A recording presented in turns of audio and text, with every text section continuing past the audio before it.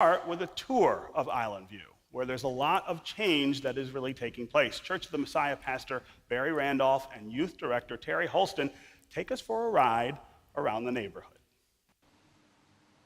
We're about to go on a tour of Islandview, the greatest community in the city of Detroit. Terry Holston, our youth director, is going to be the driver and take us around so we can look and see all of the jewels of Islandview. Islandview has been around for a long time. And really somewhere around 1993 is when it really kind of began to get its traction. Islandview for a minute was a blank spot on the map of Detroit. So there was like downtown, Rivertown, blank spot, West Village, Indian Village, Barry subdivision, you had all of that, you went out to the Grosse Pointes. Islandview's boundaries, according to the church, and I'm saying according to the church, our boundaries are a little bit different than what the city say, but I figured we were here first. It's East Grand Boulevard and Jefferson to East Grand Boulevard and Mack, Mount Elliott and Lafayette to Lafayette and Baldwin.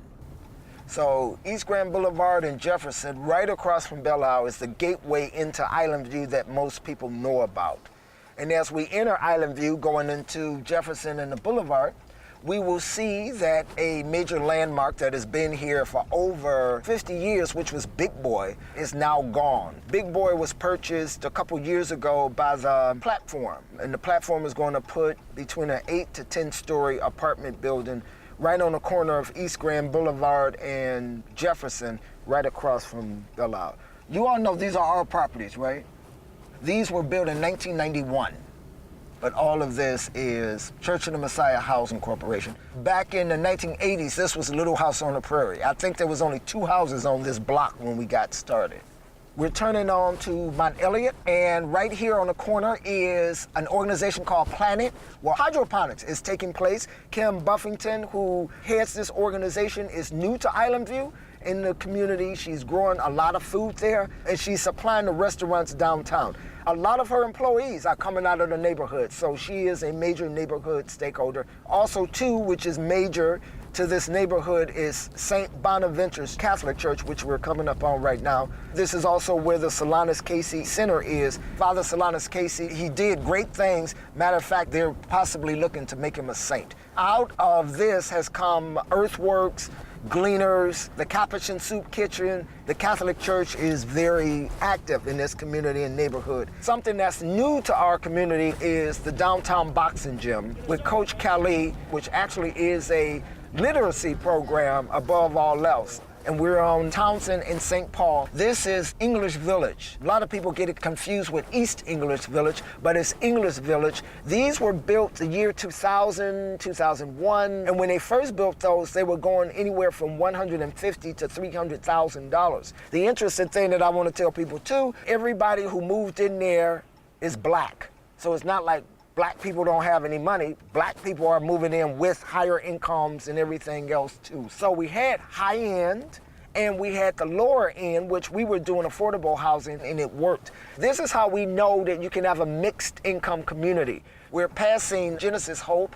This is the other end of the neighborhood of our Islandview. As we come down Mack, we're coming up to the Commons, which was started by Mack Avenue Community Church. They have a laundromat, they have a coffee shop, they have a spot where organizations can actually meet. The building is absolutely beautiful. So as we show all of this, in the next few years, I'm quite sure a lot of this will look different. But this is our community and neighborhood. We're very proud of it, and we are really, really working towards making sure that our neighborhood remains an equitable neighborhood, where all people have an opportunity to be able to live here. Whether you are the single mom raising her child, you may be a returning citizen, you may be an entrepreneur, there's room for you in Islandview. So we want to be able to show. I'm joined now by Pastor Barry Randolph, the president of the platform, Dietrich Knorr, and the executive director of Genesis Hope, Janine Hatcher. Thanks to all of you for being here. Thank you. Yeah. So, Pastor Barry, let's start with you. Talk about what's working in this church and in this community, and tell us why you think it's working. Well, you asking that to a preacher. You know I believe in God, and with God all things are possible, so he get all the honor, praise, and glory. So we got to do that first, because without him, we wouldn't be here, and this community and neighborhood wouldn't be here. But Church of the Messiah is an amazing church. If you have not visited here, you crazy. All I can say is the church Where are you does, been, and right, exactly. It's almost like it's this major discovery that just needs to take place. So we are definitely a community church. We believe in looking out mostly for the least of these, but everybody is welcome. Here we make the impossible happen. We do everything from affordable housing, and we do employment, and we do entrepreneurship, and we believe that it starts with us. We don't look for the government to save us. We're not looking for big business or law enforcement. No, it's starting with the people of God. I always say Jesus took 12 men with attention deficit disorder and changed the world. So if he can take them, and if he can take one, denied him, doubted him, and betrayed him, but they all became great. So God can work with anybody. So those are the great things. Talk about what was going on here when you got here, though, and sort of how you have progressed over that time to what we have now. Well, I can tell you this much. I never wanted to be a preacher. That was never my thing. I didn't like preachers, and I didn't like church. And then God called me, and I'm like, you want me to do this? So, and immediately he let me know, yeah, I want you to do this. But I want you to do true church. I want you to do it right. This ain't about the preacher being at the top of the food chain and everybody else on the bottom. This is not about the preacher being served, but this is about the preacher being the servant, the one who stands up for the neighborhood and community, who stands up for what is right. When I came to Church of the Messiah, we had about 40 people, average age about 60, 65, and here we are. I was ordained in 2002, and here we are now with this very prosperous, moving church. Now, I can't take anything away from Messiah because it was great back then. It was just boring. I just came to add a little spice to it and to raise it up and go out and get the young people and do the part that I was supposed to do. But it was already a strong community when I came in. My job was just to help take it to the next level with the other people that was in the community and neighborhood. Dietrich, the platform is investing pretty heavily in a number of different projects here in Islandview, but it's also deeply connected with this church and therefore deeply connected with the community. Tell me why that's important. Well, it's interesting that I sit here on this panel because it's not likely that you would expect that. I moved to Detroit 6 years ago. Ended up settling with my family in Birmingham and really didn't do any work in Detroit until I received a letter from the Episcopal bishop in the mail. Not me, but the surrounding communities in their parishes received this letter, and the bishop said, well, if you have time, you should really go down to Church of the Messiah and check it out. And so in fact, we were just recalling it in Pentecost Sunday 2014. My wife and I came down here and sat in the pews and participated in the service, and that was really the beginning of this journey for me. So I'm really sitting next to my pastor because this is my church. I'm here every Sunday, and I've really grown to not only love and appreciate this community, but then also started to learn about what's going on around us here, and that's really sort of leads then to community development and ultimately to real estate development. So the platform is a company that's focused on developing only in Detroit. We have missions that we pursue. We want to contribute to an inclusive resurgence in the city.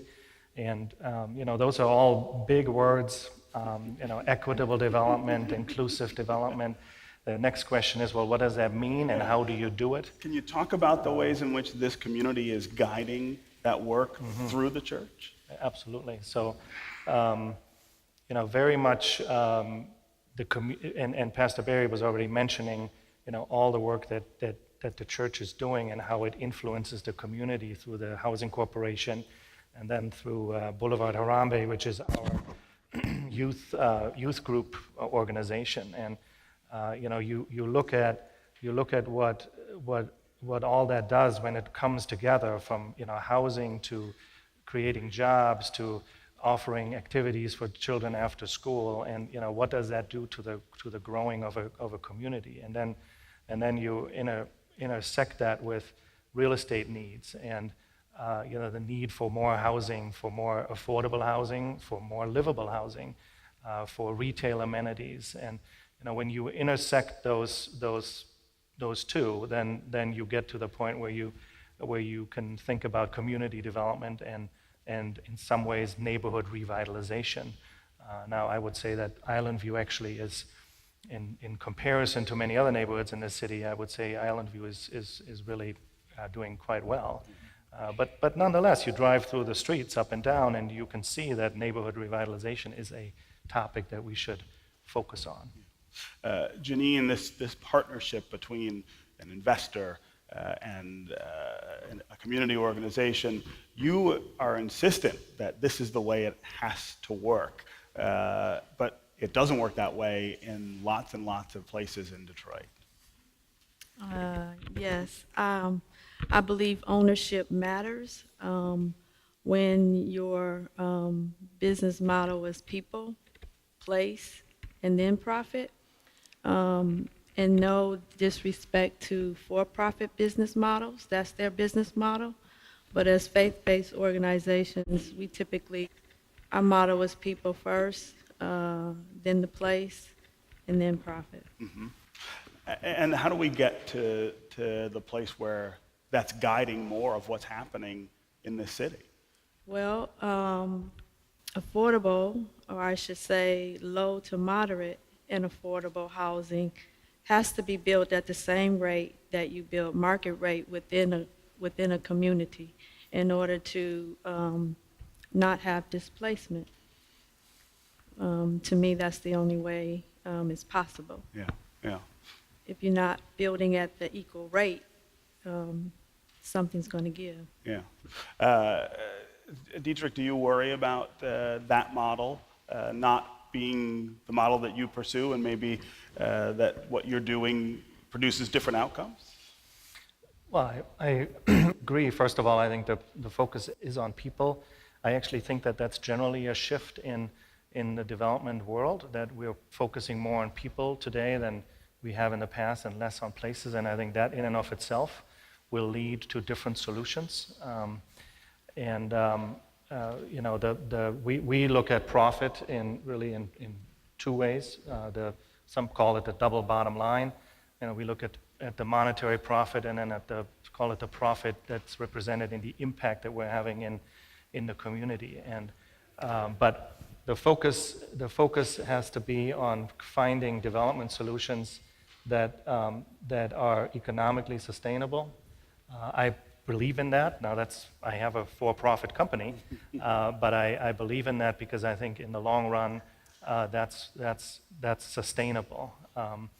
If we focus on the double bottom line, I believe that in the long run developers will do just fine, and really avoiding displacement is important in order to maintain the character of a community, a neighborhood, a street, and ultimately that's where the value is, in the character. So I think we are aligned in the objective to avoid displacement, so we can maintain the character of what we're creating. Pastor Barry, go ahead, Janine. The difference is for mission-based organizations, we hold them as a low, moderate, and affordable forever. We typically don't, make our properties market rate units over time.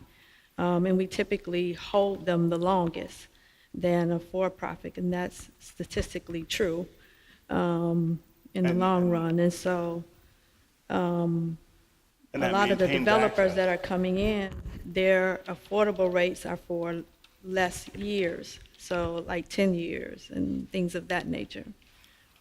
So you have to look a little bit deeper than developers, and I'm not saying that's you, that developers, when they say that, how long are they talking about? Right. How long can you maintain that? Yes. Pastor Barry, this is a show that's supposed to be about solutions, so I want to end with you talking about something that you're doing here in Islandview that you think can be picked up and taken to another part of Detroit and be a solution there.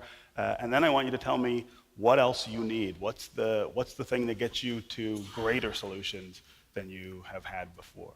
Well, one of the things that we created was a plan called DIVA, D-I-V-A, which is Detroit Islandview Village Alliance. It came out of us believing that we, of course, needed a community benefits agreement. When the city voted on a community benefits agreement and it failed, we thought that was extremely stupid. We were like, why would you vote on this? This is our community. We're rebuilding it. We're doing it. We don't need to vote. We need to galvanize. So we got the people together and we created DIVA. And what it does, it brings together the people in the community, it brings together the developers, and it put everybody at the same table. So we created the table. We got tired of going to everybody else's table. We created our own table. This is our neighborhood. We're doing the building. We're employing the people. We got people who have lived here for a long time, and they deserve a voice. So we gave them that voice by creating Islandview and creating DIVA. And when we did that, we put everybody on the same page. So we have kind of a declaration of interdependence, where there is an alliance where the developers come to the table and we agree on what's supposed to be done for the community and neighborhood. What most people don't know is our mission statement of DIVA is out of the Bible. Sorry, it was created as a church. I do not apologize for what we believe, but it's Isaiah 58:11, which says, "You will be known as the people who rebuilt the houses and who rebuilt the city and restored the ruined houses." And that's for the people of God to do. We believe it starts with us. And so we kind of built that. We brought everybody to the same table, and now we're getting our people hired. One of the great things that it did was we had a developer who came to our community and neighborhood, who's sitting in the audience, who is a great guy, who came to us and wanted to get a property. We helped him to get the property. We made an agreement. He would hire his people out the neighborhood. He did that. There was a senior who was already living in the property. She stayed there, so she got to stay. The project got redeveloped. People got hired. They got jobs, and it was an amazing project that we created. We worked with Judge Kelly Ramsey from the Frank Murphy Hall of Justice. We got the people from the court, helped to give them a job, returned them to the community and neighborhood with a living wage. So that's how we created So bringing people to that table, that's one thing. What do you need? It's creating a table. Yeah, creating the table. Creating a table and then bringing the people in the community to the table that's created by the community, and then bringing the development and the government and big business, because we got to show them how to do it. And then Go ahead. And then what's the thing you feel like you still need? What's the help you still need? Well, one of the things is we have to make sure that the people who are coming to Detroit and the government of Detroit make sure that they respect the people who are already here. You have to remember that the people who left Detroit, and I say this, and I know it sounds simplistic, but to me, the cowards left. The tough people stayed. The tough people, they came, they stuck it out. They knew Detroit was valuable. They knew that it was worth something. They stood up when everybody else walked out the door. So those people who kept Detroit and made it be now this shining jewel that the whole world is coming to, first and foremost, we're not going anywhere. Secondly, we deserve the respect. And it is a thing that we have to do this together. But in my opinion, you come to Islandview, you asking permission. You cannot just come here and do anything you want to do. You ain't getting past us. It's not happening. Wow. Sorry.